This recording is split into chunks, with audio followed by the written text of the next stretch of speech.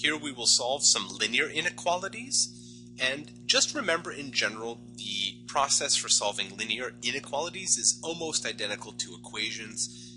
The one slight wrinkle is that when you divide or multiply by a negative, you need to switch the sign of the inequality, because numbers that are larger, they're to the right on the number line, but numbers that are larger in magnitude, like -10, would be further to the left than -3. So when you take opposites of numbers, when you multiply by a negative, you switch the sign of the inequality.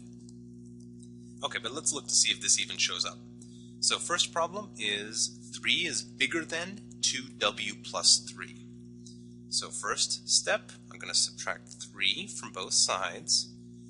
That'll cancel 3 minus 3 on the left to give me 0, larger than 2w, and then we'll divide by 2 to yield 0, bigger than w. Now, as a rule, we prefer to have the variables almost exclusively on the left-hand side here for ease of reading, in fact. So we'll say this is w is less than 0. Notice the big alligator mouth eats the 0, so I have to keep the inequality facing the right direction. So w is less than 0. If you need to do a number line, you would go to 0, and it's less than 0, so you put an open dot and shade this direction. And the interval notation would be from -infinity all the way up until 0, depending on what your question's exactly asking for. This is the inequality. This is the graph, and then this one is the interval.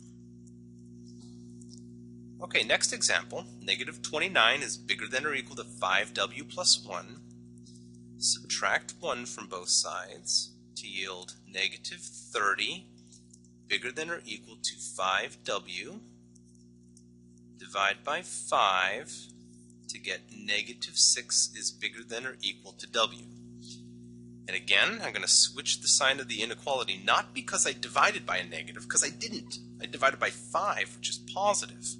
But I'm switching the order of the inequality to have my variable on the left so that I can read this as w less than or equal to -6. It's easier to read. A number line or graphical representation would be to go to the number -6. It's less than or equal to, so that's a solid dot. And then less than is an indicator to shade to the left. An interval notation would be -infinity up until -6, and the bracket means up to and including. Now pause the video and try this one on your own. Assuming you gave it a shot here, first step would be to add 2 to both sides to yield -18, bigger than 6w. Then divide by 6, so that -3 is bigger than w, and then switch the order for convenience. W is less than -3. It makes more sense to talk about the variable first.